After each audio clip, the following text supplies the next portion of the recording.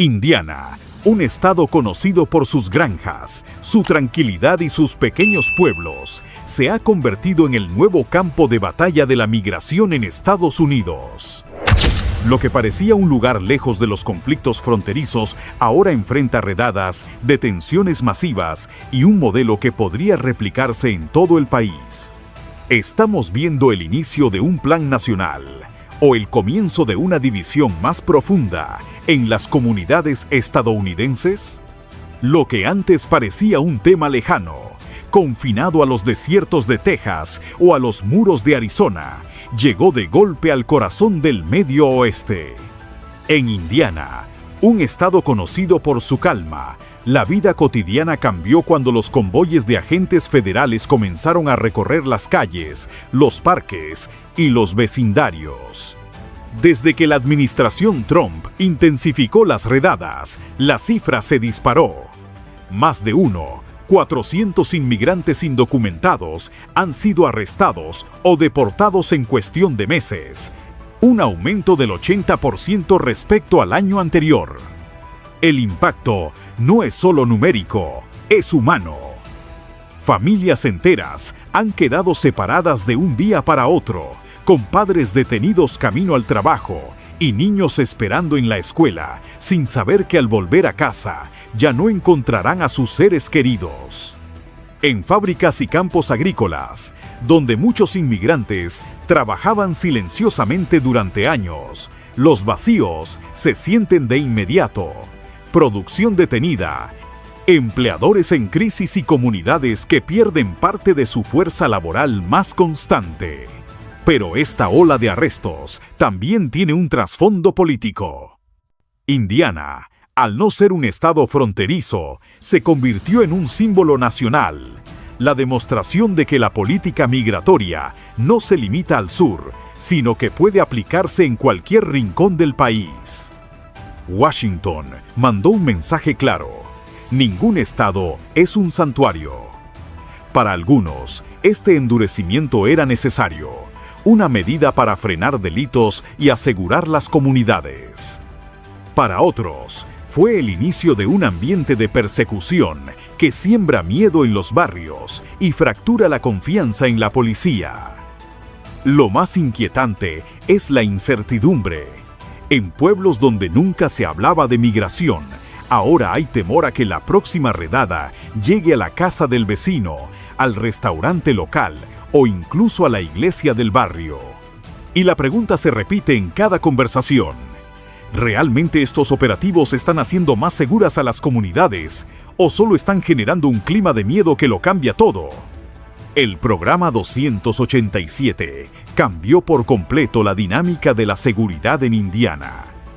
Lo que antes era un trabajo estrictamente federal, ahora se convirtió en una labor compartida con policías locales, alguaciles y hasta jefes de cárcel. Este convenio les da la autoridad de actuar como brazos extendidos de ICE, borrando de un plumazo la distancia que solía existir entre un arresto común y un proceso de deportación. Para los agentes, significa eficiencia. Para los críticos, una peligrosa fusión de poderes. En la práctica, esto significa que cada vez que alguien es detenido por una infracción menor, como manejar sin licencia o no pagar una multa de tránsito, su información se cruza automáticamente con las bases de datos federales. Si aparece sin estatus legal, ICE es notificado de inmediato. Ya no hay margen de error, ya no hay tiempo de reacción para un abogado o para que la familia pueda responder. El sistema está diseñado para que el traspaso de custodia ocurra sin retrasos. Los defensores del programa aseguran que con esto se cierran vacíos legales que antes permitían que criminales peligrosos quedaran en libertad antes de que ICE pudiera intervenir. Si alguien comete un delito y está indocumentado, aquí no hay escapatoria. Repiten los sheriffs que aplauden la medida. Para ellos, se trata de una herramienta de disuasión. Mandar un mensaje de que no importa dónde te escondas, la ley alcanzará a quien no tenga papeles. Pero la otra cara es inquietante. Organizaciones de derechos civiles denuncian que esta colaboración borra la línea entre la policía que debe proteger a la comunidad y la fuerza que persigue a inmigrantes. Temen que muchas familias dejen de reportar delitos por miedo a exponerse. Lo que debería ser un mecanismo de justicia podría transformarse en un sistema de persecución, donde la confianza en las autoridades se desmorona. Y aquí surge la pregunta clave: ¿es realmente un triunfo de la justicia o un abuso de poder disfrazado de seguridad pública? La historia de Wilson Chavis se convirtió en el símbolo que marcó un antes y un después en Indiana. Chavis, un inmigrante hondureño de 27 años, fue arrestado tras ser acusado de apuñalar y matar a un hombre durante una violenta riña en un hotel de Indianápolis en noviembre de 2024. La escena conmocionó a la ciudad. Un lugar familiar para familias y viajeros se transformó en un escenario de sangre, sirenas y cámaras de noticias. Para las autoridades, el caso no fue uno más. ICE lo usó como argumento principal para justificar la expansión del programa 287 y las nuevas medidas de detención. Según sus reportes, Chavis ya había tenido roces con la ley anteriormente, incluyendo una detención por conducir sin licencia. La pregunta que lanzó el gobierno fue directa y contundente. Si el sistema hubiera detectado su estatus migratorio en esa primera falta, se habría evitado la tragedia. El eco de esa pregunta resonó en cada rincón de Indiana. En reuniones comunitarias, en debates de concejales, en pasillos de escuelas y hasta en templos religiosos, la figura de Chavis era mencionada como un ejemplo de lo que estaba en juego. Para algunos, era la prueba de que el control migratorio debía ser más estricto. Un criminal había cruzado la línea y el costo fue una vida perdida. Para otros, era un caso aislado, elevado a categoría de excusa para justificar un aparato de persecución que afectaba a miles de inmigrantes pacíficos que jamás habían cometido delitos graves. La polémica sigue viva. En cada redada, en cada comunicado oficial, el nombre de Wilson Chavis aparece como estandarte de lo que pudo evitarse. Pero detrás del discurso oficial quedan preguntas sin respuesta. ¿Se trata de proteger a las comunidades o de usar un crimen puntual para legitimar políticas que arrastran consigo a trabajadores, padres y jóvenes que nunca representaron una amenaza real? ¿Y tú, crees que la tragedia de Chavis fue un accidente que el sistema debió prever o un pretexto para abrir la puerta a un control mucho más severo? Al sur de Indianápolis, donde antes resonaban las botas de soldados y los ejercicios militares, hoy se escuchan candados metálicos y las puertas de acero de un centro de detención. El histórico Camp Atterbury, un cuartel que alguna vez entrenó tropas para la guerra, fue reconvertido en una instalación migratoria con capacidad para más de 1,000 detenidos. Para ICE, se trata de una victoria logística.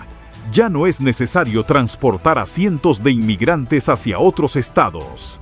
Ahora, Indiana tiene su propio punto de retención y control. El cambio no pasó desapercibido. Las imágenes del recinto, con cercas de alambre, torres de vigilancia y uniformes recorriendo los pasillos, generan un fuerte simbolismo. ¿Se trata de un espacio de justicia o de un campo militar disfrazado? Para los críticos, la transformación es inquietante. Dicen que convertir un cuartel en prisión migratoria es un mensaje psicológico poderoso, como si la migración fuera tratada con las mismas herramientas que la guerra. Y para las familias que ven cómo sus seres queridos son llevados allí, la sensación es clara: miedo, separación y estigma. Quienes apoyan esta medida, en cambio, hablan de eficiencia y seguridad. Aseguran que Camp Atterbury es la prueba de que Indiana ya no tolerará ser un eslabón débil en la cadena de la migración ilegal. Según ellos, contar con un centro propio agiliza procesos, reduce costos y manda un mensaje contundente. Si entras de manera ilegal y cometes un delito, aquí mismo enfrentarás las consecuencias. Pero más allá de los discursos, el impacto real se siente en la comunidad. Camp Atterbury no es solo un edificio, es un símbolo. Para unos, representa orden y control. Para otros, la erosión de la frontera entre seguridad civil y militarización. Y la pregunta que queda en el aire es inevitable. ¿Este lugar protege a Indiana o la convierte en un estado donde la sombra de la guerra se mezcla con la vida cotidiana de sus ciudadanos? En medio de este debate, las calles de Indiana se convirtieron en un espejo de la polarización. Para los defensores, la mano dura es la única manera de garantizar la seguridad. Menos delincuentes en las calles significa menos riesgo para las familias. Hablan de escuelas donde los padres pueden estar tranquilos, de vecindarios más limpios y de un sistema que, finalmente, no deja vacíos legales para quienes cometen crímenes. Pero la otra cara es inquietante. Cada vez más inmigrantes, incluso aquellos que llevan años trabajando y sin historial delictivo, temen tener cualquier contacto con la policía. Algunos evitan denunciar abusos laborales, otros callan al ser testigos de delitos, y muchos ni siquiera acuden a hospitales por miedo a ser detectados. Esa desconfianza se convierte en el terreno perfecto para que verdaderos criminales operen bajo el silencio de comunidades atemorizadas. El dilema es profundo. ¿Protege realmente este modelo a las familias? ¿O está creando un muro invisible entre ciudadanos y autoridades? Mientras unos celebran la supuesta seguridad que ofrecen las redadas, otros ven un tejido social resquebrajado, donde la ley ya no se percibe como justicia, sino como amenaza.